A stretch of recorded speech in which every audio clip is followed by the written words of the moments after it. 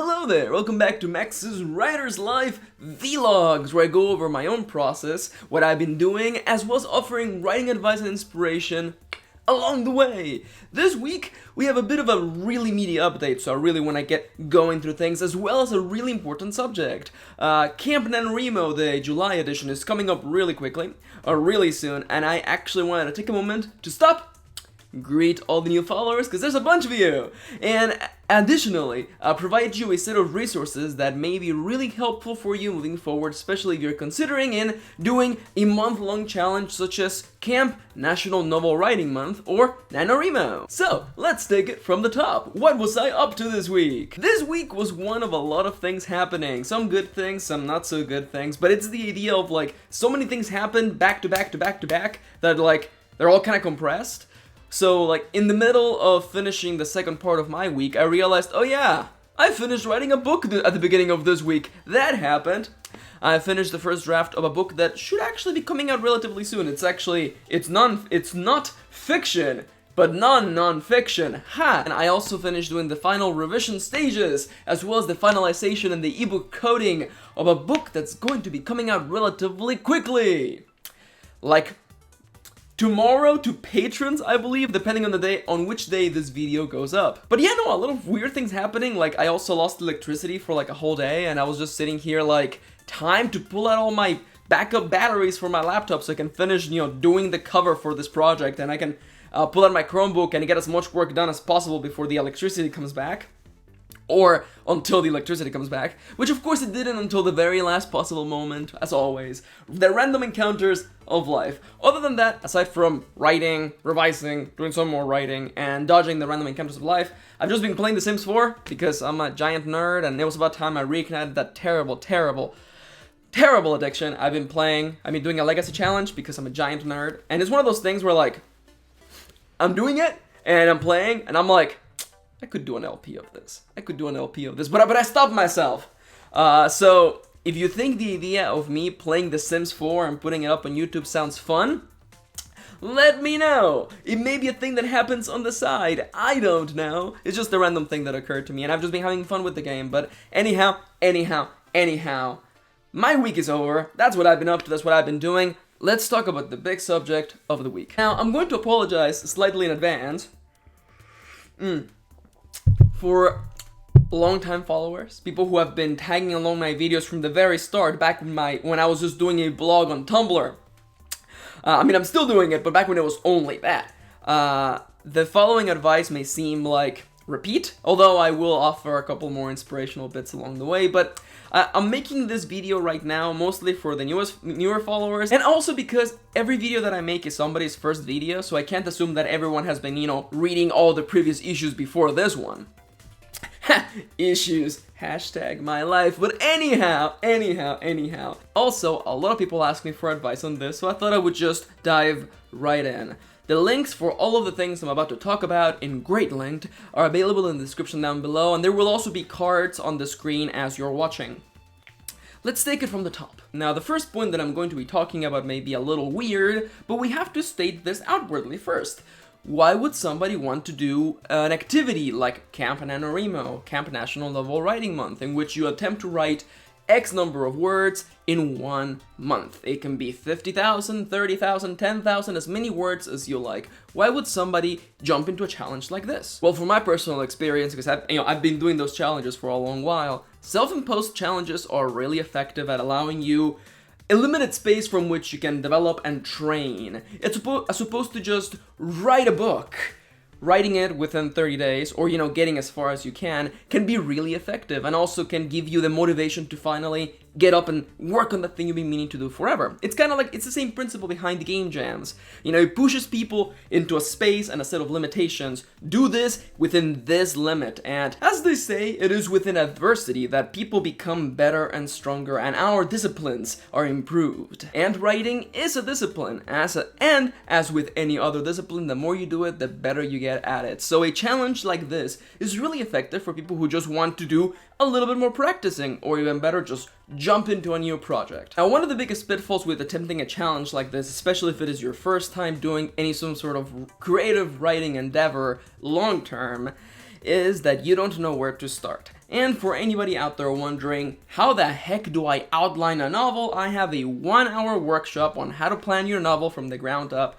I made that last October, just before NaNoWriMo. It's one whole video, 55 plus minutes, where I talk about my process, explain to you step by step, hold your hand, guide you through the entire thing of how I go about planning a novel, with the foundational elements of grounding the story on the things that excite you, the things that are the most exciting to you, and the things that just make you want to get up and write, or rather, sit down on the chair and write. If you haven't seen it, or if you have never planned a novel, or you would just like to see how somebody else does things, I recommend you go check it out.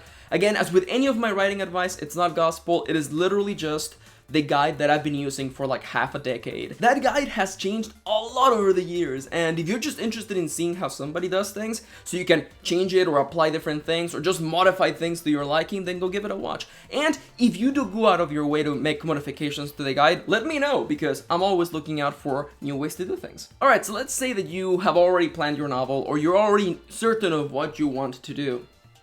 One of the other little issues that emerges for somebody who's just jumping into a big challenge like this is that they're simply just not ready for doing a big writing project like this. And that's okay, because the easiest way to fix that is just to write beforehand. And I happen to have a bunch of writing exercises on the channel. There should be a playlist in the description down below of writing exercises and the VWA, the Virtual Writing Academy. There's usually like allocated time within the video for you to write, like between 10 to 20 minutes. So again, it gives you that extra little bit of challenge to see how many words you can write within 10 minutes. And of course, if the video exercises are not exactly your cup of tea, I have a bunch of legacy prompts and legacy exercises on my blog, link as well in the description down below. There are hundreds of them. And talking about hundreds of prompts, I also happen to have published a book on story seeds. I'm not gonna plug it. If you want to go check it out, there's a link to the description down below. There's one more thing that I consider to be one of the most important parts of my writer's toolbox. One of the tools that I use all the time in order to get right into the mood of the story, and that is music. Music is such an important part of the way that I create stories, that I have playlists for characters, playlists for settings, for worlds, for stories, for entire book series. I am always listening to music when I'm writing. Every single time, I always have something on. I have a huge collection of music, filled with, movie soundtracks, anime soundtracks, video game soundtracks. Those are probably the best ones. And I have actually, as a matter of fact, compiled some of that music into writing playlists, which you can find on 8tracks.com/mkirin. I'm actually going to be releasing a bunch of new ones relatively soon, with the first one coming out in a week or so, I think so. But yeah, I have a bunch of playlists there for different moods or feelings, whether you're writing love, combat, or you're just looking for nice, mellow, unobtrusive tracks for brainstorming. So, I've just pretty much gone over all of my main big points. I have a bunch of little things, but honestly, every time that I do a video like this, I come back to those three things. The planning guide that I developed because there was a time when I had no idea what I was doing, and I'm not gonna claim that I know everything that I'm doing, but I at least have a direction when it comes to brainstorming a story. It just comes second nature now to me.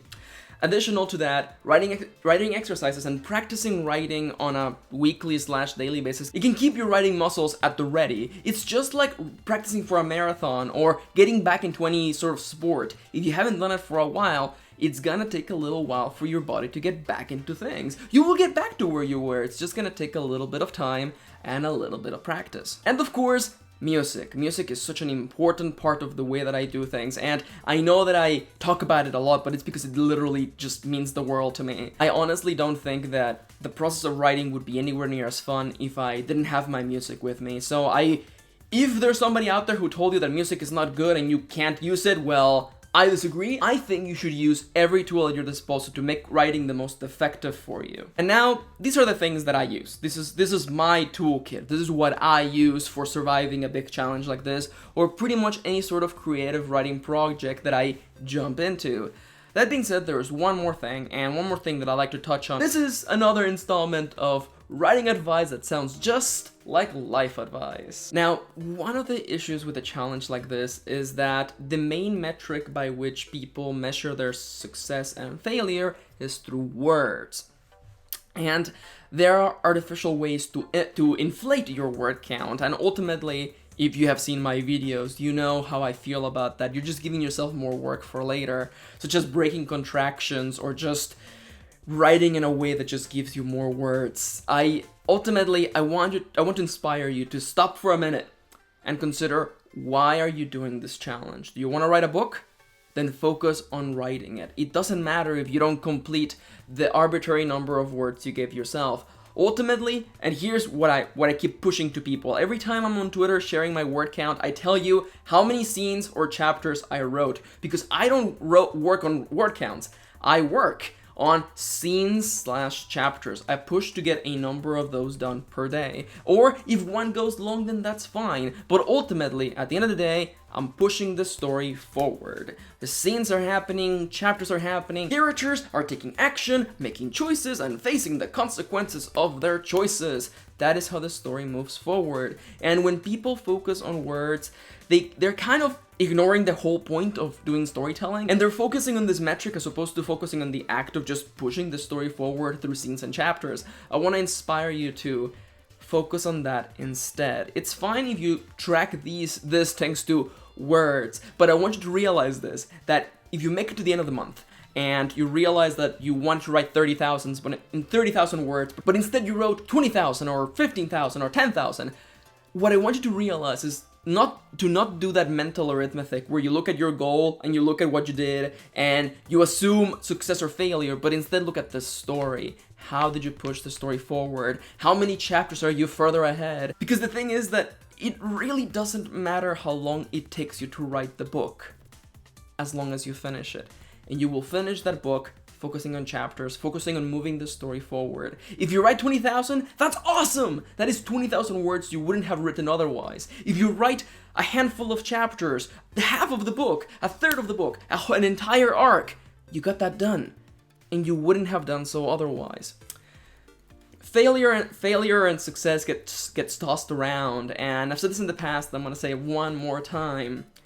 The only way that you don't improve as a writer is by not writing. So anytime you're working on something, anytime that you're pushing forward your stories, your characters, or just developing your skills, you're getting better, you're improving. So once again, for anybody out there considering jumping into a big project like this, or simply just looking into starting to write a story, no matter what, focus on moving the story forward. The words are a really, really easy metric, but at the end of the day, is the story advancing, or is it just filling the page with words? Focus on the story. Focus on the characters, what they're doing, the consequences of their choices, and just keep following them all the way through the end. Again, it doesn't matter how long it takes you to write this book, as long as you finish it.